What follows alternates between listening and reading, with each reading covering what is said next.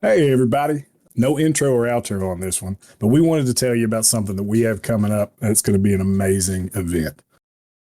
So, this coming Sunday, November 10th, from 4 to 9 p.m., up at the Guardtower West in Columbus, Ohio, there's going to be a throwdown of epic proportions. 5 friendly local game stores from around Columbus, Ohio are sending a champion from each store to face down against the evil dragon goddess Tiamat in a live streamed event for charity. This is for Extra Life Columbus. That's a program out of Children's Miracle Network. So there's going to be donations. This is going to be live streamed on the Guardtower's Twitch.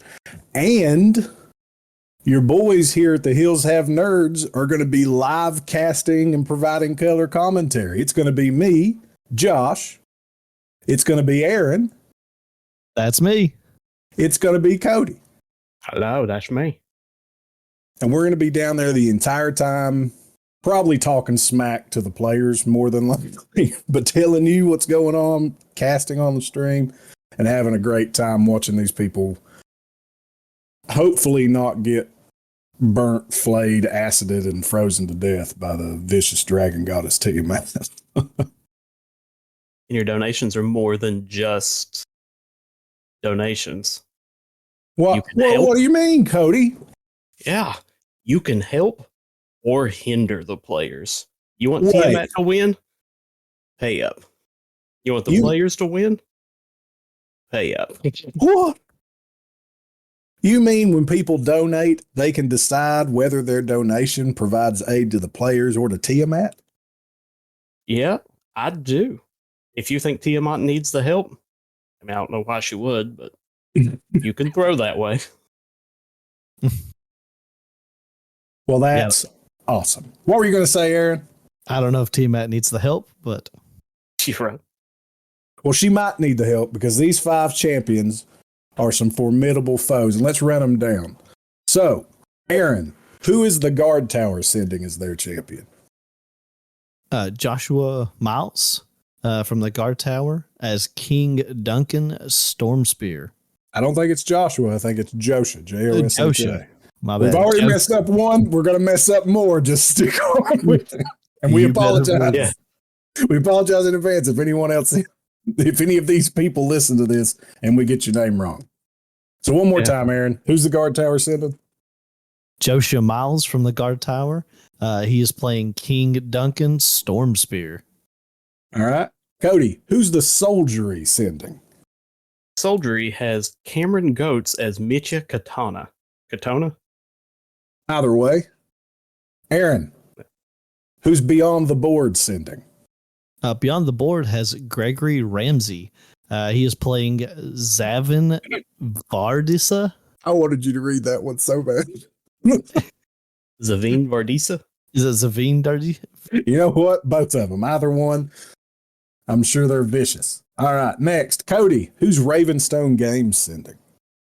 We have Doug Davis as Iron Ore Whizbang Thunderbelly. That's fantastic. I like that one. Yeah. And finally, who's the Dragon's Lairs champion, Aaron? We have Addison Ballard, who's playing Rip Lee. Nice. Now we didn't get told what classes these people are playing. No. So that's going to be a surprise to us on the day of the event too.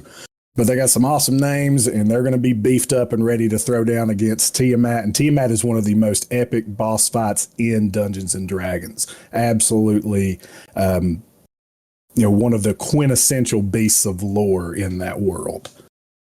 So this should be, what is it? Oh yeah, I'm excited to see them fight it. Yeah. This hopefully won't be over quick. Now again, this is November 10th.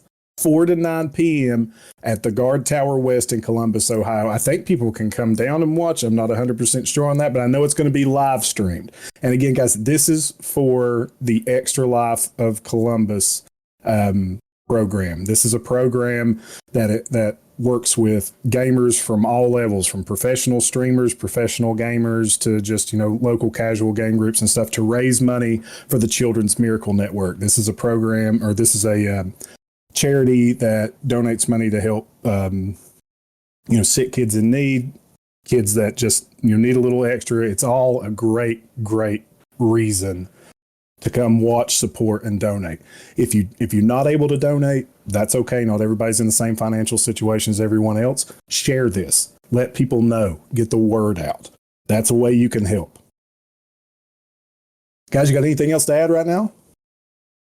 Just make sure to check it out on the stream. It's on the twitch.tv/Guardtower Games. Yep, and we'll have a link to that in the show notes here. You can check our Facebook, check our Discord, check out our YouTube. We may have something posted up there for that. This will be posted on the YouTube as well. We will have links to that the day of the event, as well as we'll be kind of not tweeting because we're not on Twitter, but we will be posting on Facebook throughout. So check that out. Check out the Guardtower. Check out all the great game stores that are sending people down. And if you're not a D&D nerd or not a tabletop nerd, you can tune out here. But we're going to go over Tiamat's stat block real quick, because this thing is absolutely monstrous in the most true sense of that word.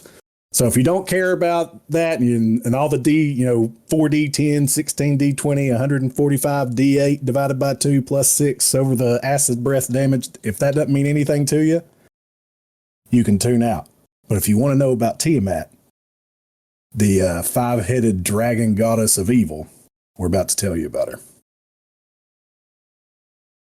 All right, so we got Tiamat is a gargantuan fiend, is chaotic evil. Oh, 100% chaotic evil. Yeah. It's brutal. So if you've ever seen like the 5-headed chromatic dragon, it's got a green head, a blue head, a red head, a white head, and a black head. If you've ever seen art like that, that is Tiamat. It's the one for each of the dragon types. Yeah.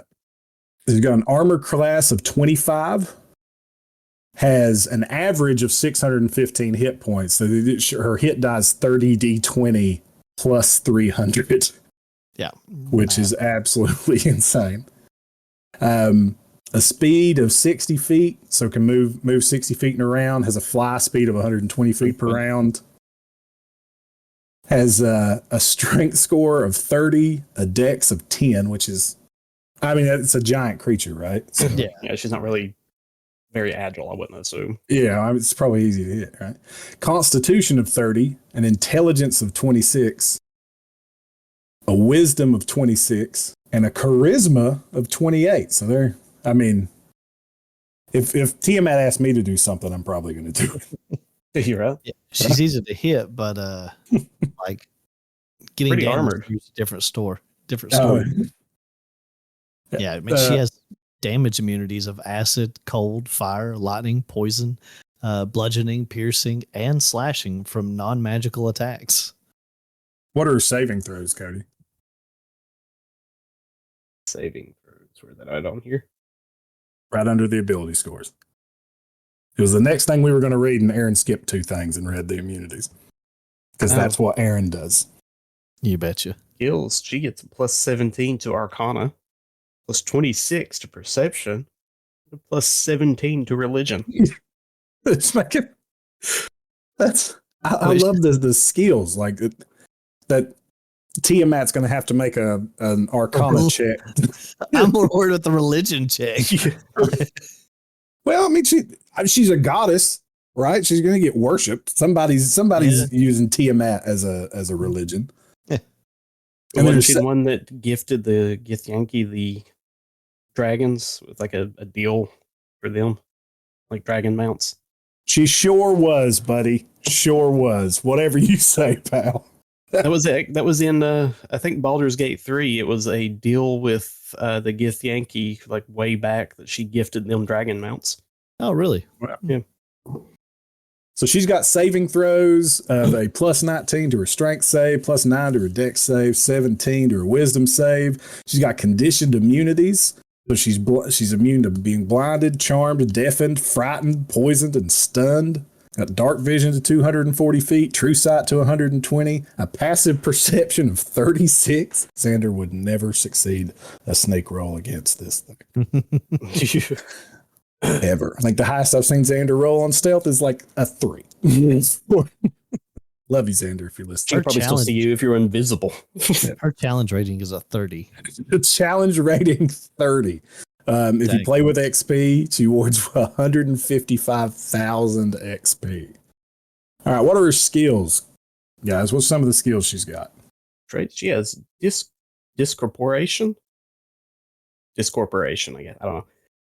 But whenever she drops to 0 hit points or dies, her body is destroyed, but her essence travels back to her domain in the 9 hells, and she is unable to take physical form for a time. What else she got here? She's got innate spell casting 3 times a day. She can innately cast Divine Word with a DC save of 26. Her spell casting ability is Charisma, actually. So that's probably why she's got such a high charisma. And also, I mean, she may just be cool to hang out with. Like, she's very charismatic. Well, now, if you ask some people, they think charisma is how good looking you are. So ain't no party like a Tiamat party, because the Tiamat party ends in death, destruction, and the acidic melting of your loved one. Of course. Yep, she got legendary resistances 5 times a day. If she fails a saving throw, she can just choose to have not done that and to have succeeded it instead up to 5 times a day. All of her attacks are magical. All of her weapon attacks, that's her breath attacks. Right? I don't think it does. Wait, can she use swords? Right? Like, it's not Tiamat swinging a mace or something. No, that's her breath weapons. Right? Yeah. She has limited magic immunity. Okay. Unless she wishes to be affected, Tiamat's immunity to spell of 6th level or lower. She has advantage on saving throws against all other spells and magical effects. Holy crap! She's just beneath. She just decided, magic doesn't work right now. Now she can wish to be affected. She can. Yeah. Yeah, and unless she wishes to be affected, she's just immune to it. Holy 6th level or lower, so it has to be higher than 6th level to get around that. And she still gets advantage. Yeah, she still gets advantage on the saving throw. So, and then if she fails it, she can choose to do it again. Yeah, if she fails it, she can just choose to have not failed it. We need to see if we can talk Pat into incorporating that. Can we just have that ability where if I fail a saving throw, Pat, can I just choose to have not failed that? Yeah, that's what I'll take the.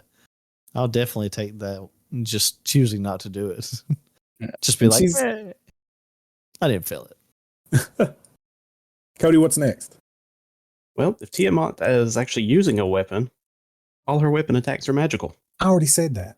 It's all her breath weapons. Breath weapons? Oh, yeah, you skipped a couple. Well, then she has. Well, you went from the resistance to the magic weapons, then we went back to the limited magic immunity. Yeah. Now who's skipping ahead, Josh? Oh, I did. I'm sorry. All right, so she has multiple heads.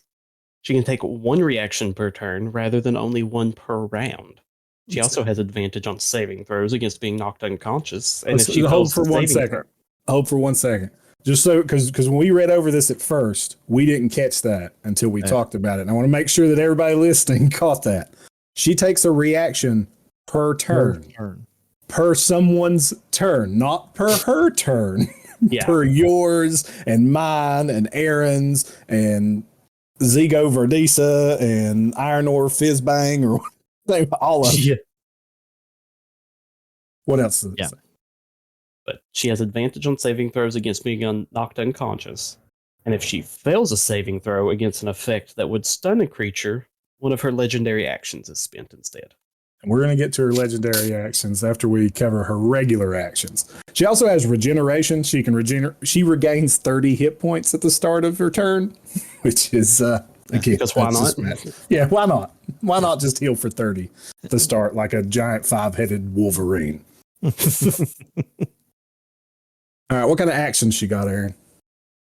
Multi-attack. Tiamat can use her Frightful Presence. She can then make 3 attacks, 2 with her claws and 1 with her tail. They both of them are weapon attacks, and which can be magic apparently. Yeah, they're all magic. Yep. Oh yeah. They're just magic weapon attacks. Okay. Yeah. I thought she said it can be magic, but no. Okay. All of her attacks are magic. Yeah, her claw is a weapon attack with a plus 19 to hit. It has a reach of 15. It hits one target and has a 24 hit with a D6. 4d6. There we go. I forget how to speak English most time. It's a 24 hit with a 4d6 plus 10. There we go. 4d6 plus 10 slashing damage. There we go. There's an average of 24 damage, and it's a 4d6 plus 10 damage. Thank you. Why are you letting me try to say numbers? Well, I can't read. Everybody knows I failed math. That's because that's where you learn to read them. Yes. All right. So her tail attack. You try it again? I believe in you. I'm going to try. Tail attack is a melee weapon attack. It's a plus 19 to hit with a reach of 25 feet. One target. It hits an average of 28 with 4d8 plus 10 piercing damage. Hey, look at that. You did it. Congratulations. Did it. All right. If you appreciated Aaron's reading of her tail attack, donate. Go ahead and donate. There's a link. You can already start donating to the extra to the event. There's going to be a link. Go ahead and start donating. Just to cheer Aaron on. If you don't want kids, you don't want kids to end up like me. Phonics worked for him. Yeah. If you don't want kids to end up like Aaron, you need to donate. Aaron's wonderful. Everybody's wonderful. So here's her frightful presence. So Tiamat can use her frightful presence. We mentioned that in her multi-attack. Each creature of Tiamat's choice that is within 240 feet of Tiamat and aware of her must succeed on a DC 26 wisdom saving throw or become frightened for 1 minute. A creature can repeat the saving throw at the end of each of its turns, ending the effect on itself on a success. If a creature's saving throw is successful, or the effect ends for it, the creature's immune to Tiamat's frightening presence for the next 24 hours. Okay, so the heroes have to... Go ahead. I don't know how you can be within 240 feet of Tiamat and not be aware of her. Make a poop in your pants saving throw. DC 26 to not poop on yourself. Right. Fantastic. All right. Legendary actions, boys. Cody, what are the legendary actions? Oh, Tiamat has 5 legendary actions that she can choose from, and only one action can be used at a time, and only at the end of another creature's turn. So not on her turn at all. Okay.